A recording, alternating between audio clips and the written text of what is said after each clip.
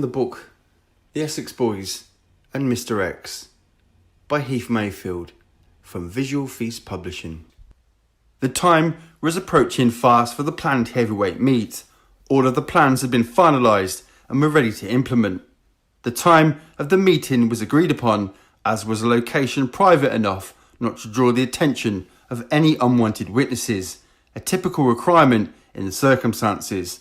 The only thing that was needed was the confirmation that the persons who were to be at the meeting were ready.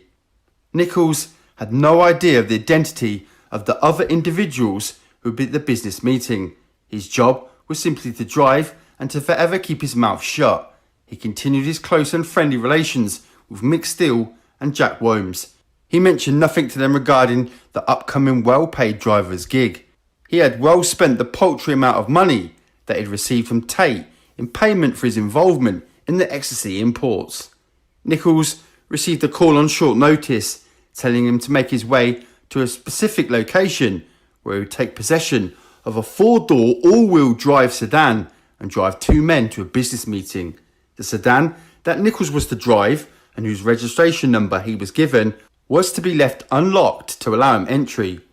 He was to wait for 2 gentlemen who would join him in the sedan, and they would be giving him the keys to his car and instructions on where to go. He did not know the 2 gentlemen personally, but he was aware of who they were and what positions they held in the criminal underworld of Essex and London, as their faces had been plastered across all forms of the media. Nichols did not have a chance to contact his handlers to inform them of the current developments. He was left to get on with the assignment unprotected and in no position to refuse the call. He went ahead and arrived at the location, the Peacock Gym in Canning Town, the famous and reputable gym where various World Championship boxers trained while they waited for their upcoming championship belts. It was also a favourite meeting place for crooks, villains and major players, including some very colourful characters. The names of Tucker and Tate were known to various people who frequented the gym. There was bad blood between them and some groups from Canning Town over Tucker and Tate's dirty dealings and rip-offs. There was much talk of revenge. The men that Nichols was to drive were both notorious and deadly, one with an unbelievably cold, hard, homicidal, vindictive and spiteful nature. As mentioned, both had had their photographs plastered all over the media. The feared psychopath was carrying a large canvas bag that Nichols presumed was filled with drugs or cash to buy drugs. The trip to Basildon and then to Rettendon passed without much conversation. The highly respected heavy was wearing a small, smart, thin-brimmed hat that he very rarely wore, and a large, dark woolen overcoat. At one stage he asked Nichols if he was alright and comfortable with things. Feeling cocky, Nichols told him with his giggle and cheesy grin, "Does a fat baby fart, Gov? No problems at all." When they arrived at the Wheatsheaf pub, the heavy directed Nichols to turn into a rough, narrow laneway close to the pub's car park. He was to follow it for a while, as this one, amongst the maze of rat runs and tracks, would eventually lead to Workhouse Lane close to a barred gate. Travelling down the narrow, rough track would be no problem for the all-wheel drive sedan that had been sourced for this operation, as it would easily be able to handle the rough, muddy, undulterating terrain. Darren Nichols had looked across the car park and noticed a broken down car that he owned still parked with its hood raised. It had been agreed that Jack Womes would make his way out to the pub and work on the vehicle for Nichols, but they did not know when Jack would get around to it. Jack was a reasonably good backyard mechanic. He had not looked at the car at this stage, but seemed to know from listening to the description of how the car had been running before it had broken down that it would be a transmission fluid problem, and he would take some with him. In a total coincidence, Jack Womes had arrived at the car park within minutes of Nichols driving through. Jack was busy with his head under the car's hood and did not see the Range Rover containing Tate, Tucker and Rolfe go past on the main road leading to Workhouse Lane. As it happened, Jack Womes quickly diagnosed the stricken vehicle's problem. It had run low on transmission fluid and would not engage a gear. He simply topped it up with the fluid and had the car ready for driving, even though it would still slip a gear now and then. He phoned Nichols to tell him. Nichols later reported that a VW Passat, which he'd owned and then sold on to Mick Steele, who would eventually give it to a friend for stock car racing, was the car used in the murders. This story of the VW Passat being the vehicle used to transport Jack Worms to the Amber site was a fallacy designed purely to mislead, as he could not mention the sedan, which could possibly be traced to the heavies he was protecting. The Passat was never considered for the job, as it was an unreliable bag of shite that you would not drive to the local shop. At the time of the murders, Mick Steele was supposed to be innocently delivering a trailer that he'd built for one of his relatives. He stated that he'd never been waiting at White House Farm, as Nichols stated. His partner was with him, and she never faltered in her confirmation of Mick's alibi. Unfortunately, Mick and Jack's alibis were so simple, even though true, they played straight into the hands of the prosecutor, who pitched them as non-alibis, as they could not be corroborated. Sure, there were records of calls made to and from Steele's and Worm's mobile phones, but the true contents of the calls could not be established. At best, they could only be surmised. The only possible incriminating evidence is that the calls had been made at the surmised time of the murders, even though no official time of death had been recorded by the first doctor on the scene, or by the pathologist, Paul Alanis, or by any other parties. Steele and Worms were placed in the general area of the murders at a time conveniently enough for the police to blame them. Just as a point of interest, Nipper Ellis, Danny Woolard, and the ex-head doorman of Raquel's, and it appeared every crook and his dog in Essex at the time, were all known to be in the general area of Rettendon at the time of the murders. It was like the Daily Plaza in Dallas, Texas, on the day of the JFK assassination. Nichols felt both highly intimidated and in awe. He was scared but simultaneously excited. As directed, he drove the heavies to their meeting location. That was at the bottom of a rough track that Nichols knew of, being a local who would wander all over the Shire, getting to know the ins and outs of the cat's backside to give him knowledge of the area for his activities. This was a man that was so heartlessly slimy, slippery and sly that it was said he could peel an orange in his pocket with a boxing glove on. His intelligence was not that of a genius. It was later noted by one of the prison wardens overseeing Nichols in protective custody in a minor discussion with some prisoners regarding photography that Nichols appeared to be the sort of idiot that thought a lens was something you borrowed. He was aware, like many people, that Workhouse Lane could be reached in a number of ways that would lead to a locked barred gate. It was also known as and used as a popular lover's lane.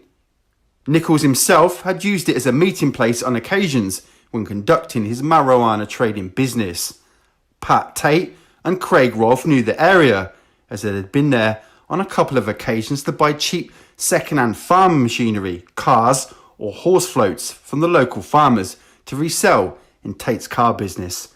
Tony Tucker knew the area exceptionally well, as he would often go clay pigeon shooting in the surrounding area. He had been a regular shooter since he was a young boy. There is no doubt that they agreed upon this meeting place, as it was well known by the participants, and it had privacy and isolation. Therefore, everybody was comfortable with the location and arrangements to some degree. Mr. X had done his homework well. It had nothing to do with corrupt police or anybody else hijacking, forcing or following the Range Rover down the lane, as it has been widely suggested, nor was it a commissioned covert military exercise with a suit planning that had trapped the Range Rover. It was nothing more than a useful suggestion. See you in Workhouse Lane. When they arrived at their final destination, they stopped before the farm gate, only 100 yards or so into Workhouse Lane. They were supposed to go through the gate and meet up with their contacts in the next open field. However, they realised that the gate was locked when the headlights of the car plainly shone on the chain and padlock. They did not have a key to the lock, so Nichols was told to reverse the car a short way from where they were, back into the bushy laneway a little, and wait with the car's lights off until the vehicle they were expecting to meet had passed them by. It would have to stop in front of the locked farm gate. It was approximately 7:50 p.m. and Nichols asked how long did the heavies think they would have to wait for their expected business associates to arrive. He was told that it would not be long as the meeting was scheduled for 8 p.m. Nichols assumed that Mr. X was to act in a protective role as he was dressed in a military-style jacket and had put on a dark woolen beanie. He seemed to want to be recognised to make it known that he would deal with any threat. His companion was wearing the smart everyday clothes that he would be expected to be seen in wearing under normal circumstances, so Nichols believed him to be the one responsible for conducting the scheduled business transaction. All seemed to be good. Their business associates eventually arrived, their headlights forewarning the heavies as the Range Rover passed the bushy laneway. It slowly approached the farm gate and came to a halt. Nichols was then instructed to turn on the headlights, to slowly drive less than 100 yards or so from where they were parked, to swing left onto Workhouse Lane and come to rest a few yards behind the Range Rover.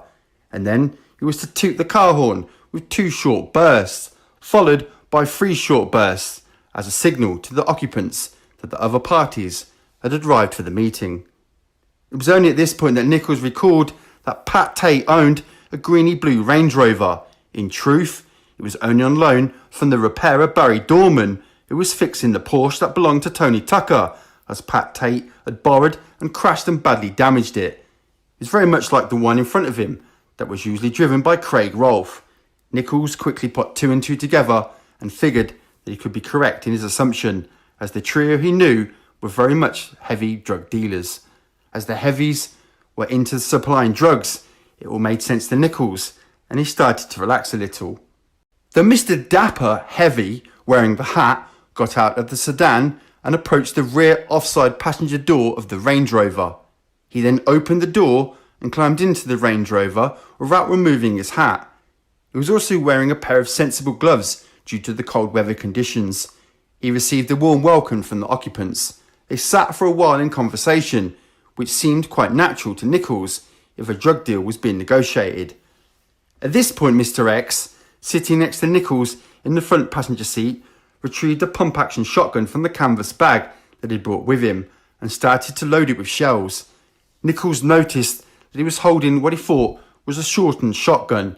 Again, Nichols put this down to security measures. After all, he knew that the trio of Tucker, Tate and Rolfe, if it were them, were all known to carry firearms, and they were not the most sensible and reliable characters to be doing so. Then Nichols was handed a semi-automatic handgun by Mr. X and was told that it was only as a precaution, and it was not expected that Nichols would have to actually use the gun. Nichols had nervously taken hold of the gun. He was informed that it was loaded and the safety catch was in the off position. All that Nichols would have to do was point it and keep his finger on the trigger. It was only to take any action if Mr. X or his companion were in any unexpected danger. Nichols nervously agreed and hoped he would not have to fire the gun. His heart was racing and he was starting to have a minor anxiety attack, just about shitting himself about being in possession of a firearm. He knew that he could not shoot another person in a million years, even though he could condone some people shooting others. His typical friendly Henry demeanour was forgotten at this stage. The bullshit and bravado would only be rekindled much later when Nichols realised that no police were coming around knocking on his door. The trio in the Range Rover were there under the impression that a wonderful financial opportunity was being opened up to them, a great golden opportunity that would be worth a fortune to take them on completion of the deal. In addition, it would take care of the problem of the double-strength ecstasy, as they could be unloading it off to the trusted heavy in the process. This would hopefully restore their tarnished reputations. Oh, they would be very happy and trusting at the time. When asked by the heavy if they had the required cash and the drug stash with them for the transaction, Pat Tate reached over the back of the Range Rover's rear seats and grabbed one of the 2 bags lying there. He unzipped it to let the heavy see the contents, who was pleased. He had another brief chat with the occupants, Tate, Tucker and Rolfe, before telling them to give him a minute or so to allow him to return to his car and then he would return with a package. This excuse sounded quite logical to the pickled drug trio.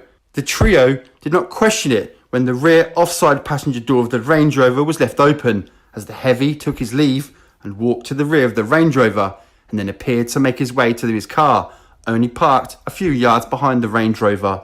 Its headlights were shining onto the Range Rover's rear, dazzling Pat Tate, who had turned around on instinct and then turned back round to continue talking to Tucker and Rolf. As the hat-wearing heavy climbed into the rear of the sedan and closed the door, he told Mr. X that the prize was on board. Mr. X climbed out of the car carrying the pistol-gripped shotgun. The heavy sitting in the rear seat of the car said to Nichols softly and reassuring, "Keep calm, boy. Everything will be alright. He knows what he's doing." At this point, Nichols' rusty keyhole started to fibrillate at an amazing rate. His sphincter was constantly going from the size of a farthing to the size of a penny. For Nichols, this experience was becoming terrifying beyond his imaginings as he watched Mr. X walk towards the Range Rover with his shotgun raised as if ready to shoot. Was Mr. X going to actually use the thing? With this thought speeding through Nichols' mind, regrets were starting to swamp him. He was privately thinking, "What the fuck am I doing here? Please, let's get the fuck out of here now." Then came the first loud bark of the shotgun, causing Nichols to actually jump with surprise in the driver's seat and to call out, "Fuck." He then clenched his teeth together like a snarling pit bull terrier. Nichols realised that he was in trouble over his head now, and he was not sure how he was going to deal with it. He resisted the urge to flee from the scene, as it was quickly dawned on him that Mr. X was armed. And what if the other heavy had a gun on him? He could quite easily shoot Nichols before he could get out of the car. Nichols could only squeeze the steering wheel with all of his might to try and gain some sort of control. Then he heard the other villain say calmly from the back seat, "Relax, son. I told you, boy. He knows what he's doing." With every blast, Nichols gasped, tightened his shoulders, and gripped the steering wheel. He was screaming to himself silently, "Fuck! Fuck! What have I let myself in for? No!" 8 times in all, each blast raised the handgun that Nichols had in his lap as he squeezed his buttock muscles tightly in sync with each loudly echoing roar. However, there was a very brief break in between the shots when Darren Nichols was able to hear quite clearly because he had the driver's side window down. It was after Rolf had been shot once and Tucker had been shot twice. When the barking of the shotgun had settled and the silence had once again fallen, it was so quiet it said one could hear a sparrow fart. Nichols heard Pat Tate call out through the open rear passenger side door of the Range Rover in a strained and wheezing plea to Mr. X, who Tate had now recognised. "Why? We'll pay you your money," Mr. X answered Pat Tate in a growling and hostile manner which did not make any sense whatever to Nichols. "Fuck the money, and fuck you too, Mr. fucking gorgeous I love me. Who'd you love, shrimp dick?" This made even less sense to Pat Tate, as he could not figure out what Mr. X meant, as he had been well out of it when he had assaulted Mr. X and had no memory whatsoever of the incident. Mr. X then methodically got on with the job at hand. When the slayings were over and things had gone deadly quiet again, the heavy with the hat got out of the car and asked Mr. X, "Is all taken care of, mate?" He entered the car, reassuring the shocked and terrified jaw-clenching Nichols. "It won't be long now, boy." This man with the hat had nerves of steel. Nichols was then summoned to help shift Tucker's body so that it faced forward still in the passenger seat. He placed the gun that was in his lap into his jacket pocket and climbed out of the car. This was the moment when he passed the bodies that Nichols realised that his suspicions to the identities of the occupants of the Range Rover were true. It was indeed the drug trio he'd been dealing with. This realisation was spinning Nichols out, and his head felt like it was expanding and dilating, going wong wong wong as portrayed by characters in cartoons. He acted on remote as he assisted in the shifting of Tucker's body. He was wishing that it was all a nightmare and that he would eventually wake up. Nichols was desperately trying to maintain some sort of convincing manner so that he did not alert the two heavies to his real inexperience and lack of real fortitude when it came to such things. He fantasised that he was a movie character with the attitude of survive and fuck the consequences. It seemed to work, as Nichols miraculously kept from throwing up his stomach contents when he first viewed the trio's dead bodies. When going to aid Mr. X with shifting the bulky and cumbersome Tucker, he had seen the messy and sickening injuries that they had received. However, Nichols did heave a few times before excusing himself and declaring that he was alright. This is when Mr. X sarcastically said to Nichols, "I thought you'd have been used to the sight of dead men who'd been riddled with machine gun bullets from your army days."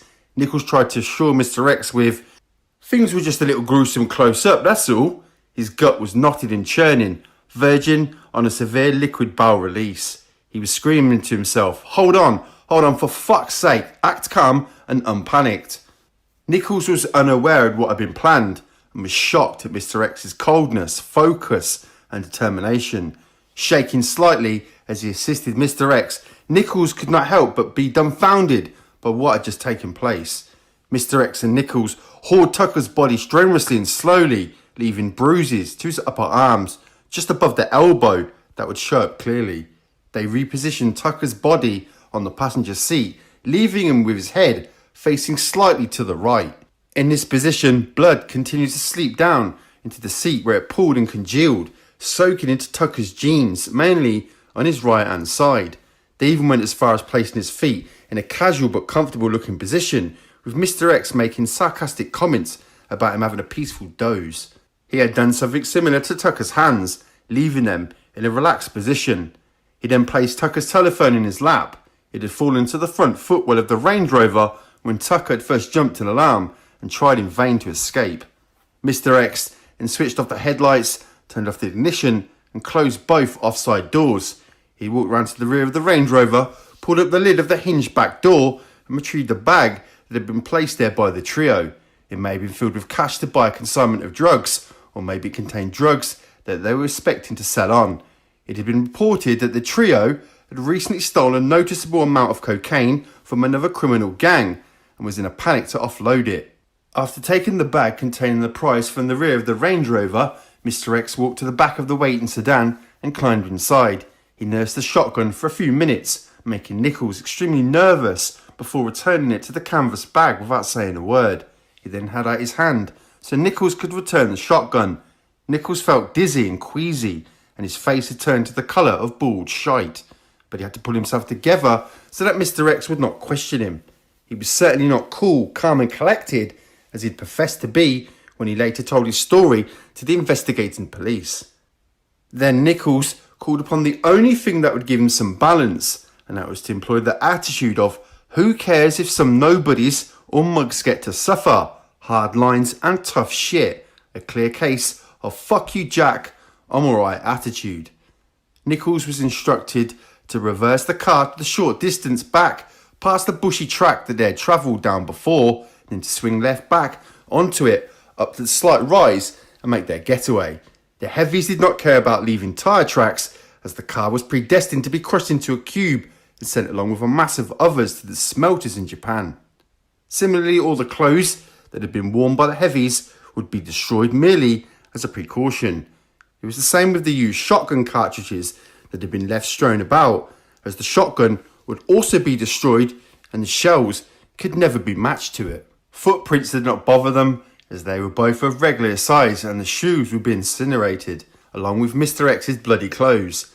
Nichols had been told to hand over the jacket that he'd been wearing and which was now blood drenched. Mr. X placed it along with his own in a large laundry bag that he'd brought along in the canvas bag, along with the shotgun. They had to stay dressed, wearing their bloody smeared jeans, but if they were to get a pull by the police on the way from the murder scene, their excuse was the blood was supposed to have been from a dog that had run over and had to move off the road. Mr. X suggested to Nichols that as soon as he got home, he'd have to get rid of the blood-stained jeans and sneakers that he was wearing. Nichols said that he had a spare pair of work jeans, an extra jacket and a set of work boots in his old banger that he'd arrived in to pick up the heavies. He would change into them when he dropped the heavies off before he made his final drive home. He found himself recalling how Mr. X had made sure to set the scene as if Tucker was not dead, but having a comfortable doze before leaving. How kinky was that? Nichols could hardly question Mr. X when he would have no qualms about nominating two completely innocent people as the killers, hanging them out to dry as patsies and lumbering them with a triple life sentence each in the process. As to be proven to be a nearly impossible task, trying to prove their innocence after over 25 years of wrongful incarceration, all on the word of a noted liar and willing informer who would weave a tale to suit his ends. Then again, he would have never been able to pull off this despicable act of betrayal if it were not for the desperate need of the Essex police force because of their bumbling investigative efforts. They had let a fortune in illegal drugs pour onto the market simply to gain intelligence on local criminals with minimal results. For all of their efforts, they made no noticeable dent in the drug trade. It only raged on. Now it included a body count of 5 people: Tucker, Tate Rolfe, Leah Betts, and the young drug runner Kevin Whitaker. Let's not forget that Tony Tucker's father collapsed and died from a heart attack when given the news of Tony's death. As it happened, the temperature dropped overnight and the water filled a muddy tyre tracks, all iced over. When the 2 local farmers, Peter Fearbold and Ken Jiggins, drove down the lane, they fractured the ice in the wheel tracks and obliterated the tyre tracks made by the all-wheel drive sedan near the Range Rover on Workhouse Lane. They had come to a halt by coincidence behind the stationary Range Rover in the exact position where the sedan had stopped. There has been much debate about the farmers' seemingly calm, tranquil, carefree attitude when they phoned the police to report the dead bodies, but the fact is for some that this is their natural disposition.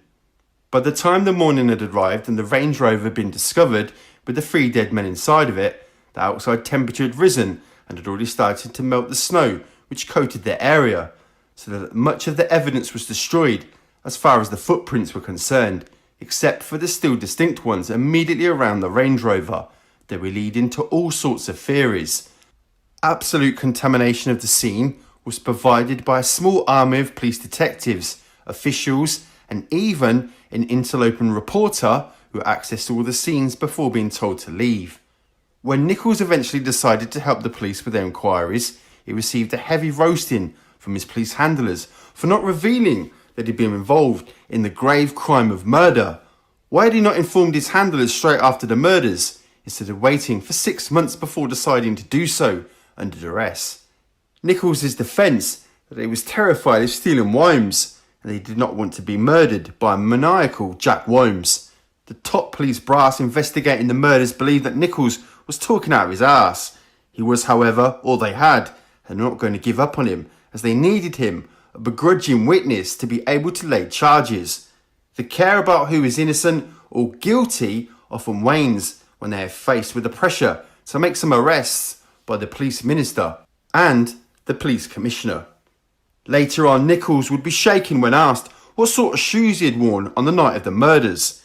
He swore that he'd worn his regular work boots and not a pair of sneakers, imprints of which the police had found at the scene.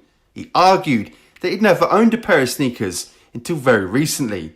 Because he had, in fact, worn sneakers on the night, he was significantly concerned that the police could place him at the ambush site if they could recover his sneakers and match them to any of the footprints that they had found. Fortunately for Nichols, he had disposed of his sneakers along with his blood-stained jeans directly after the murders on the advice of the heavies. What would happen if they were to turn it mysteriously? He was bobbing and weaving, twisting and turning, trying to keep his story exactly as he'd planned it. He decided to substitute Steen and Worms for the 2 significant heavies, and that was the way it was going to be, come hail, rain or shine. Steen and Worms were no more than a means to an end as far as Nichols was concerned. He had the attitude that if they were going to try and deny their involvement and call him a liar, that they could go and blow it out of their arse. No matter what insults were thrown at Nichols for his manner and personality, it was no concern to him, as he did not have any real friends to worry about offending if he retaliated. Therefore, insults were like water off a duck's back to him. The so-called evidence that the investigators found seems to indicate that somebody had disturbed a small patch of undergrowth not far from the parked Range Rover. This could have been caused by a number of things. One is an animal resting there for a time, or even the heavy wearing the hat when he initially returned to the sedan, then got out again after the killings to speak to Mr. X. The pools and puddles of the laneway had melted, also destroying evidence. The ice and snow at the entrance of the adjoining track where the sedan had entered and left Workhouse Lane showed no signs of tyre marks, so none were reported, and none of the said track had been searched for clues by the investigating police. Darren Nichols had driven the two heavies safely and without incident back to the location where he'd picked them up, the Peacock Gym. While en route, the hat-wearing heavy asked Nichols in a very polite but deeply concerning manner if he was alright and was cool with things. Nichols had replied with a bit of a strained, "Yeah, no probs." He then gently reminded Nichols he must never talk about the incident or ever to disclose the identities of the two men involved. He may blame or frame anyone he liked, as long as it was not the two heavies themselves. Nichols was trying to play it calmly and confidently when he answered. He wanted to assure them that he was cool, dependable and reliable. He certainly was not, but his bluff apparently worked. After returning the heavies to Peacock Gym and while waiting in the car, Nichols received a large envelope from the hat man as his payment for his involvement. It was stuffed with a thick wad of £50 notes that could have choked a donkey. Before he took his leave, Nichols was told in a very even tone by Mr. X that he should keep in mind that he had family that always had to be protected. Nichols knew immediately that the veiled threat was a dire warning to him. Nichols changed out of his blood-soaked clothes and threw them in the boot of his old banger. He had to stop off at a pub to have some quick drinks to help settle his shattered nerves and tried to come to terms with the seriousness of the event that he was caught up in. He felt as though his already shredded nerves would give out and it would shit through the eye hole of a needle. He'd called a friend in panic so that he could have some company to help distract him from the current thoughts and fears. After leaving the pub, Nichols succumbed to his swirling and heaving gut and to the constant rerunning of the events that had recently taken place. He finally let go, dropping to one knee and heaving repeatedly before vomiting heavily onto the pavement several times. He cleaned his mouth with a handkerchief and continued on his way, driving his old banger with the memory still vividly swirling around in his head.